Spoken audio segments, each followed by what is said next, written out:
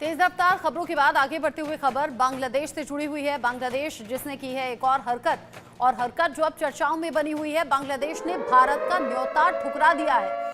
भारत के भेजे गए न्योते को यूनुस सरकार ने ठुकरा दिया है।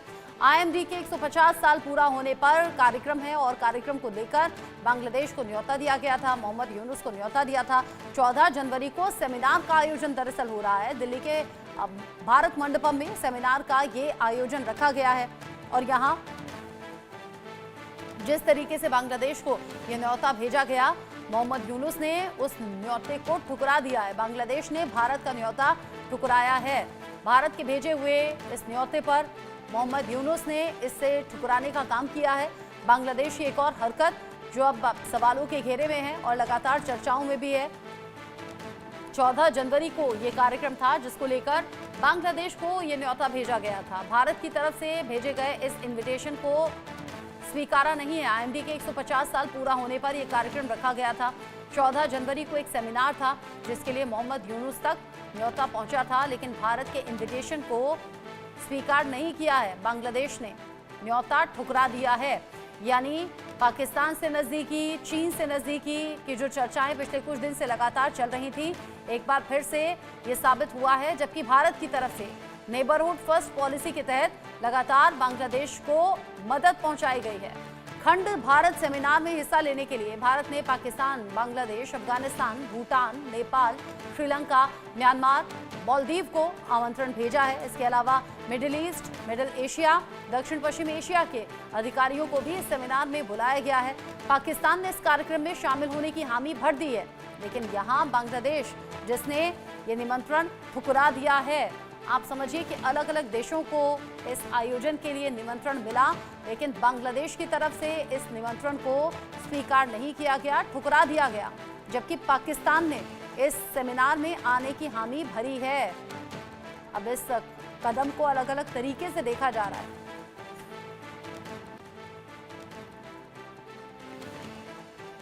आईएमडी के 150 साल पूरा होने पर यह कार्यक्रम रखा गया है।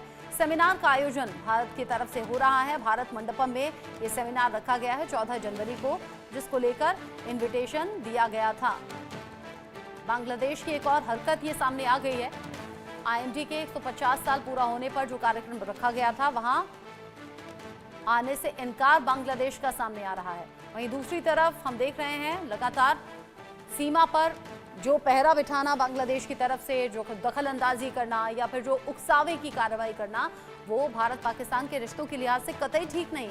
और अब ऐसे में आईएमडी के 150 साल पूरा होने पर जो सेमिनार रखा गया कार्यक्रम 14 जनवरी भारत मंडपम में, उसको लेकर बांग्लादेश ने ये न्योता ठुकराया है। किन किन देशों को गया है न्योता, देखिए। पाकिस्तान, अफगानिस्तान, म्यांमार, बांग्लादेश, भूटान, मालदीव, श्रीलंका और नेपाल को भी ये न्योता दिया गया है। लेकिन पाकिस्तान ने हामी भर दी। सोचिए, पाकिस्तान हामी भर रहा है इस कार्यक्रम में आने के लिए, लेकिन बांग्लादेश ने इस न्योते को ठुकरा दिया है।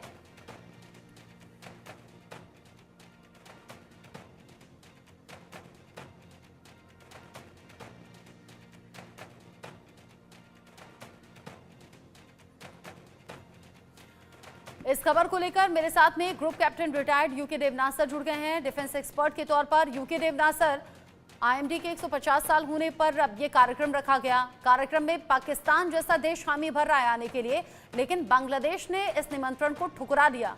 कैसे देखें इसे? बहुत ही दुख की बात है। आईएमडी यानी इंडिया मेड डिपार्टमेंट भारत सरकार का और इनफैक्ट दक्षिण एशिया का, बोला तो इंडिया, पाकिस्तान, बांग्लादेश, नेपाल, म्यांमार, मालदीव, श्रीलंका का एक बहुत बड़ा मेलजोल का सेमिनार हो रहा था। इंडिया मेड डिपार्टमेंट जो है फोरकास्ट करता है कि हमारे सब कॉन्टिनेंट में कब, कैसे, किस तरह से बारिश होगी, गर्मी पड़ेगी, ठंड पड़ेगी, ओलावृष्टि होगी, या हो सकता है बारिश की कमी हो जाए, अकाल पड़ जाए।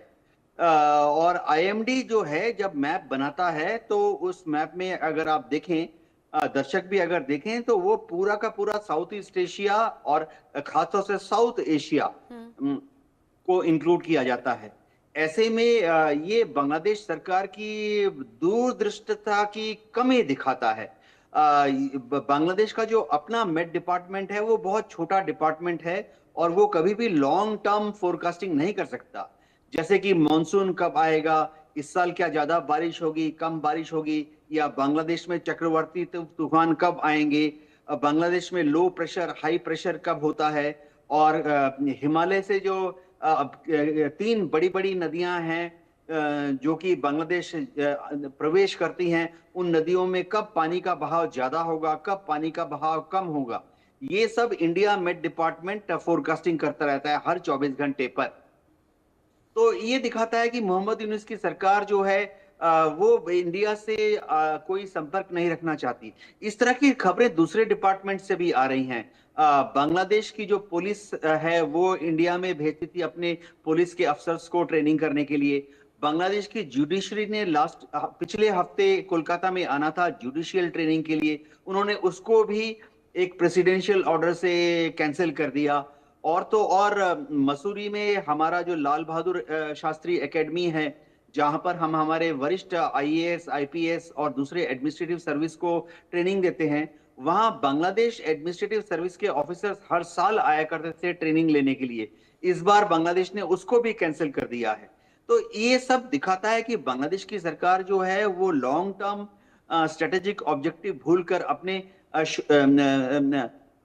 तो पूरी तरह से जो कट्टरपंथी लोग हैं, चाहे वो इस्लामी संगठन हो, चाहे छात्र शिविर हो, या बीएनपी में एक धड़ा है जो कि बहुत ही भारत विरोधी है, इन सब के काबू में आ गई हैं। मैं तो हैरान हूं, मोहम्मद यूनुस तो दुनिया घूम चुके हैं, वो तो नोबेल प्राइज विजेता हैं, और उनका दिमाग थोड़ा, उनकी जो सूझबूझ है थोड़ा जरा सोफिस्टिकेटेड होनी चाहिए थी। तो आईएमडी के इस न्योते को ठुकराकर बांग्लादेश जो है अलग थलग पड़ता जा रहा है, जो कि उनके लिए कुछ समय के बाद नेगेटिव यानी नुकसानदेह साबित हो सकता है। अभी जी से वो नुकसान दिख रहा है और उसके संकेत भी दिख रहे हैं। लेकिन यूके देवनाथ सर, अगर इस पूरे सिनेरियो में हम देखें तो बांग्लादेश या मोहम्मद यूनुस के ऐसा करने के पीछे वजह क्या हो सकती है? जब पाकिस्तान इस कार्यक्रम में आने के लिए हामी भर रहा हो, अगर पाकिस्तान के उकसावे में आकर या पाकिस्तान से करीबी यहाँ बांग्लादेश ने की और तब ये फैसला कर रहा है, तो उसे ये भी तो देखना चाहिए कि पाकिस्तान बर्बादी की कगार पर खड़ा हुआ, या फिर ये कहिए हाथ में भीख का कटोरा आ ही चुका है, लेकिन वो भी जानता है कि स्ट्रेटेजी वाइज क्या कदम उठाए जाने चाहिए और क्या कदम बैकफायर कर जाएंगे। तो बांग्लादेश ऐसा क्यों कर रहा है, ये रिस्क क्यों ले रहा है? हाँ, रचना हो ये रहा है कि बांग्लादेश में इस वक्त जो कट्टरपंथी सोच है वो बहुत ही डोमिनेंट है, और बांग्लादेश की इलेक्शन कमीशन को टास्क दिया गया है कि इस साल के अंत तक इलेक्शन करा दें। तो उनको ये लग रहा है कि भारत विरोधी रुख अख्तियार करने पर जो कट्टरपंथी ताकतें हैं, जमायत है, जमायत इस्लामी है, छात्र शिविर है, या बीएनपी है, उनको लग रहा है कि भारत के विरुद्ध ऐसे कदम लेने पर उनको वोट मिलेंगे। बांग्लादेश में कुछ छोटा सा तबका है जो कि भ्रमित है, कंफ्यूज्ड है, जिसमें कि बहुत बड़ी तादाद में बिहारी मुसलमान हैं जो कि ओरिजिनली बांग्लादेश के मुसलमान नहीं हैं। ये लोग जो हैं चाहते हैं कि भारत विरोधी आंदोलन वहां छेड़ दिया जाए और बांग्लादेश को हिंदुस्तान, भारत से अलग करके पाकिस्तान से जोड़ दिया जाए। तो वोट लेने के चक्कर में, ये मैं तो शब्द का इस्तेमाल कर ही लेता हूं, ये सब मंद बुद्धि लोग हैं। इनको समझ नहीं आ रहा है कि भारत के साथ मित्रता रखेंगे तो पाकिस्तान का कोई वो भारत के साथ मित्रता रख सकते हैं, पाकिस्तान के साथ भी मित्रता रख सकते हैं। इस तरह से छोटी छोटी चीजों पर भारत के साथ मतभेद करके वो सिर्फ अपनी मंद बुद्धि का ही परिचय दे रहे हैं, दूरदृष्टिता का अभाव दिखा रहे हैं। सबसे बड़ी बात है कि बांग्लादेश को लॉन्ग टर्म स्ट्रेटेजिक डैमेज कर रहे हैं। जी, जिस तरीके से ये बांग्लादेश की सेहत के लिए ठीक नहीं है, बांग्लादेश के फ्यूचर के लिए ठीक नहीं, और ये एक के बाद एक फैसले जो मोहम्मद यूनुस की तरफ से लिए जा रहे हैं, कट्टरपंथी ताकतों का हाथ इसके पीछे है। मेरे साथ में मेजर रिटायर्ड मोहम्मद अली शाह भी जुड़ गए हैं डिफेंस एक्सपर्ट के तौर पर। मेजर शाह, बांग्लादेश ठीक पाकिस्तान के रास्ते पर जा रहा है, एकदम गर्त में जाता हुआ नजर आ रहा है, लेकिन यहां ऐसा लग रहा है कि पाकिस्तान से भी एक कदम आगे जा रहा है क्या? क्योंकि पाकिस्तान आ रहा है इस इवेंट में, लेकिन बांग्लादेश ने इनकार कर दिया। जी देखिए, हिंदुस्तान ने न्योता दिया था अपने 150 years of Indian meteorological department के पूरे जितने भी पड़ोसी देश मुल्क हैं, पाकिस्तान को भी दिया था, श्रीलंका को भी दिया था, भूटान को भी दिया था, बांग्लादेश को भी दिया था, हमने नेपाल को दिया, हमने बर्मा को दिया, हमने सबको दिया। बांग्लादेश ने इनकार कर दिया। अब मोइमुनुल इस्लाम जो कि एक्टिंग डायरेक्टर हैं बांग्लादेश मेट्रोलॉजिकल डिपार्टमेंट के, इन्होंने फ्राइडे को ये कंफर्म किया कि इनको इनविटेशन तो आया है, एक महीने पहले इनविटेशन आ चुका था, लेकिन ये आ नहीं पाएंगे। अब देखिए बांग्लादेश जो है, जैसे कि ग्रुप कैप्टन यूके देवनाथ साहब ने बिल्कुल सही बताया कि ये सोच रहे हैं कि इनको वोट मिल जाएंगे हिंदुस्तान के खिलाफ, अगर हम ये कदम उठाएंगे या अपने सेंटिमेंट दिखाएंगे हिंदुस्तान के खिलाफ में। ये बात इनको समझनी होगी कि अगर हमने इनकी पैदाइश करी, हम चाहते हैं, अगर हम चाहेंगे तो, मगर ऐसा हम चाहेंगे नहीं, किसी का बुरा बुरा हम चाहेंगे नहीं, क्योंकि हम शांतिपूर्वक राष्ट्र हैं कि हम इनका भी समाप्ति भी हम कर सकते हैं वैसे, लेकिन ना, अब हम रिस्पेक्ट करते हैं इनके सोवरेन नेशन को, हम रिस्पेक्ट करते हैं, क्योंकि ये आप ट्रेड देख लीजिए, जो कि आम रोजी रोटी का, जो आम रोजमर्रा का सामान होता है, जैसे कि शक्कर हो गई या अनाज हो गया, ये देख रहे हैं चीन को, पाकिस्तान को, या आलू प्याज के लिए या तुर्की को, या यूरोप में कुछ और एक देश है वहां पे देख रहे हैं। हिंदुस्तान के साथ इनकी डीलिंग होती थी, बड़ी अच्छी होती थी, क्योंकि हिंदुस्तान ने ही इनकी पैदाइश की थी और हिंदुस्तान के साथ इनके बड़े अच्छे ताल्लुकात थे। बल्कि बांग्लादेश एक ऐसा मुल्क था, हमारा पड़ोसी मुल्क, जो कभी हॉस्टाइल नहीं हुआ हमारे साथ। अब ये चीन से ये लड़ाकू विमान लेंगे और ये हमारे ये मेट्रोलॉजी डिपार्टमेंट के फंक्शन को भी अटेंड नहीं करेंगे, तो ये चाहते हैं कि दिखाना कि हम एंटी इंडिया स्टांस ले रहे हैं। क्यों? क्योंकि ये पाकिस्तान के प्रभाव में आ चुके हैं। अब पाकिस्तान के प्रभाव में, जो खुद पाकिस्तान जो बर्बादी के रास्ते में है, अगर उनसे कोई प्रभाव लेता है तो आप समझ सकते हैं उसका हशर क्या होएगा। तो बांग्लादेश बिल्कुल अपनी खबर एक तरीके से मैं कहूंगा कि खुद खुद रहा है। जी, यहाँ जो कब्र खोदने की बात हो रही है और जहाँ चीन के बहकावे की बात आपने की, पाकिस्तान से करीबी की बात आपने की, आपको लग रहा है ये प्योरली मोहम्मद यूनुस के फैसले होंगे मेजर शाह, या फिर जो कट्टरपंथी ताकतें हैं उनके कहने पर ये हो रहा होगा? और अगर आज ये फैसले लेकर इंडिया के साथ में खटास रिश्तों में आ जाएगी तो क्या इन फ्यूचर इसका इम्पैक्ट दिखेगा नहीं? जी, मैं ऐसा समझता हूँ कि मोहम्मद यूनुस साहब के हाथ से तो अब बात निकल चुकी है। अब ये बिल्कुल आपने बोला, जो कट्टरपंथी की जो संगठन हैं, कट्टरपंथी ऑर्गेनाइजेशन है, कट्टरपंथी उन लोगों के हाथ में है सब कुछ, और मोहम्मद यूनुस एक तरीके से अब बस कठपुतली हो गए। क्योंकि मैं ऐसे मानने को तैयार ही नहीं हूँ कि नोबल पीस लॉरिएट, शांति का लॉरिएट, उसके कमांड में ऐसा हो रहा है जहाँ पे माइनॉरिटीज के खिलाफ हिंसा हो रही है, माइनॉरिटीज के खिलाफ हिंसा हो रही है, नरसंहार हो रहा है हिंदू भाई बहनों का, माइनॉरिटीज का, जितनी माइनॉरिटीज हो, सिख का भी, क्रिश्चियन का भी। तो मैं ऐसे मानने को तैयार ही नहीं हूँ कि नोबल पीस लॉरिएट या तो वो पलटी खा गया हो, लेकिन वहां पे कट्टरपंथी ताकतों का हाथ है इसमें 100%, और मोहम्मद यूनुस को अब वो कुछ नहीं कर पाएंगे। तो हालांकि कहने के लिए तो अब सरकार वो मोहम्मद यूनुस की सरकार है, लेकिन क्यों नहीं इन पे, हालांकि एडू इंडियन ऑर्गेनाइजेशन है, एडू मुसलमानों की, उन्होंने खत लिखा है मोहम्मद यूनुस को कि भाई अपनी गतिविधियां जो है माइनॉरिटीज के खिलाफ, ये कंट्रोल में लाओ, ये तो अच्छा नहीं होगा आपके लिए। इम्पार इंडियन फॉर पीस रिफॉर्म में भी खत लिखा है मोहम्मद यूनुस को। हिंदुस्तान से कई अपील गए हैं, कई संदेश गए हैं, इन पे कोई असर नहीं पड़ रहा है मोहम्मद यूनुस साहब पे, इसलिए क्योंकि कट्टरपंथियों के हाथ में है अब वो। और बांग्लादेश अगर कट्टरपंथियों की बात सुनेगा तो अपनी कब्र, जैसे हमने बोला कि पहले, कि खुद खोदेगा ये। अब पाकिस्तान का प्रभाव जब आता है, पाकिस्तान जो खुद बर्बादी के रास्ते पे है, पाकिस्तान की बड़ी अच्छी मित्रता थी अमेरिका से, कोल्ड वॉर के 10 साल, 1979 1989 10 साल चली बड़ी अच्छी दोस्ती। आज की तारीख में पाकिस्तान बिल्कुल गड्ढे में गिर गया है। अमेरिका के डिप्टी एनएसए जॉन साहब ने बोला है, पाकिस्तान एक ऐसा बैलिस्टिक मिसाइल तैयार कर रहा है, इंटरकॉन्टिनेंटल बैलिस्टिक मिसाइल, जो केवल साउथ एशिया में ही नहीं, अमेरिका तक को खतरा हो सकता है। तो पाकिस्तान कर क्या रहा है, और ये बांग्लादेश उनसे प्रभावित हो रहा है। अरे इन्फ्लुएंस भी, आपको मैं एग्जाम्पल देता हूँ, हर कोई हमारे दर्शक समझ जाए। एक हल्का सा, मैं 30 सेकंड में खत्म करूंगा ये बात। देखिए, हम अगर रोल मॉडल चुनते हैं, हम रोल मॉडल भी हीरो को चुनेंगे ना, एक आइडियल को चुनेंगे जिसने अच्छे काम किए हों। हम पिक्चरों में भी जब देखते हैं, हम हीरो को देखते हैं ना, हम विलन को तो देखते नहीं है। हम अगर विलन से प्रभावित हो रहे हैं, हमें उसकी तरह बनना है, उसके बड़े नक्शे कदम में चलना है, तो हमारा हशर क्या होगा? बस बांग्लादेश की वही कहानी है, बांग्लादेश की वही कहानी है। पहले ये हिंदुस्तान से प्रभावित थे, हिंदुस्तान की अब किसी अच्छी तरक्की भी कर रहे थे। मैं स्वयं बांग्लादेश होकर आया था 2020 में एक टेडेक्स टॉक देने के लिए।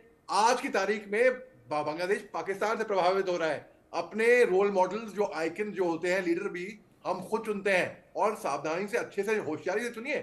पाकिस्तान, ये बांग्लादेश ने बहुत बड़ी गलती करी है पाकिस्तान को एक रोल आदर्श समझ के। जी, जिस तरीके से आपने बताया कि यहाँ पाकिस्तान को अपना रोल मॉडल मान लिया है, यूके देवनाथ सर, क्या सिर्फ हमें खबरें बताई जानी चाहिए, क्या सिर्फ भारत इस पर नॉर्मल न्यूट्रल रहे, या फिर कुछ एक्शंस ले, कुछ बड़े कदम उठाए? देखिए, जहां तक भारत की बात है, विदेश मंत्रालय के प्रवक्ता ने बयान दिया है कि बांग्लादेश और भारत के बीच में जो संबंध है वो फिलहाल स्टेबलाइज्ड है, नॉर्मल है। हाँ। और विदेश मंत्रालय ने ये भी कहा है कि भारत की जो विदेश मंत्रालय है वो लगातार बांग्लादेश की विदेश मंत्रालय से संपर्क में है, और दोनों देश जो हैं एक दूसरे से बातचीत के जरिए जितनी भी असुविधाएं हैं, दिक्कतें हैं, उनको सॉल्व करने की कोशिश कर रहे हैं। हाँ, भारत में सोशल मीडिया काफी एक्टिव है। अगर आप सोशल मीडिया देखें तो काफी प्राइवेटली क्रिएटेड कंटेंट ऐसे हैं जो कि भारत सरकार के साथ ये आग्रह कर रहे हैं कि भारत सरकार और कदम ले। कुछ लोगों ने तो, देश प्रेमियों ने जोश में ये भी बोल दिया कि हमें बांग्लादेश की तरफ फौज कूच कर देनी चाहिए। लेकिन हो ये रहा है कि भारत सरकार ने ये डिसीजन लिया है कि फिलहाल बांग्लादेश अगर भारत से कोई भी मदद मांगता है तो भारत सरकार वह मदद बांग्लादेश को मुहैया कराएगी। जैसे कि बांग्लादेश को 50,000 टन चावल भेजने का प्रोजेक्ट क्लियर कर दिया गया है। अब बांग्लादेश में जो टेक्सटाइल इंडस्ट्री है उसको जरा रॉ कॉटन यार्न की शॉर्टेज महसूस हो रही थी, तो भारत सरकार ने अनुमति दे दी है कि इंडिया से हमारे जो एक्सपोर्टर्स हैं वो रॉ कॉटन यार्न भी बांग्लादेश एक्सपोर्ट कर सकते हैं। इसी तरह से बांग्लादेश ने भारत सरकार को रिक्वेस्ट किया कि बांग्लादेश में जो लोग इलाज के लिए, ट्रीटमेंट के लिए भारत आना चाहते हैं, बड़ी तादाद में आते हैं, तो उनको भारत में आने दिया जाए, उनके वीजा को एक्सेप्ट किया जाए मेडिकल ट्रीटमेंट के लिए। इसके लिए भारत सरकार ने अब अनुमति दे दी है। तो आस्ते आस्ते भारत सरकार के बीच में और बांग्लादेश सरकार के बीच में गिव एंड टेक हो रहा है। हाँ, बांग्लादेश की मोहम्मद यूनुस की जो सरकार है उसकी कुछ अंदरूनी कमजोरियां हैं। मोहम्मद यूनुस साहब खुद तो पॉलिटिशियन नहीं है, डिप्लोमेट भी नहीं है, उनकी राजनीति पे पकड़ नहीं है। एक कठपुतली कहते हैं ना, टिटुलर हेड हैं सरकार के, उनको बस नाम के वास्ते वहां रखा गया है। बांग्लादेश में वो कह रहा है कि जो कट्टरपंथी ताकतें हैं वो चाहती हैं कि अगले इलेक्शन में वो जीत जाएं, अवामी लीग को पृष्ठभूमि में डाल दें। तो इलेक्शन कमीशन को उन्होंने दबाव डाल रहे हैं कि अवामी लीग पर या तो बैन लगा दिया जाए, और ये दबाव चौतरफा दिख रहा है और उसका असर भी दिख रहा है, और असर उसके फैसलों में भी दिख रहा है, जिसकी चर्चा हम अभी यहाँ पर कर रहे हैं। UK Devnath sir, major Shah, आप दोनों का शुक्रिया इस डिस्कशन में साथ में रहने के लिए, इस खबर पर हमारे साथ जुड़ने के लिए। आगे बढ़ेंगे, अगली खबर राम मंदिर से जुड़ी हुई है। राम मंदिर प्राण प्रतिष्ठा का 1 साल पूरा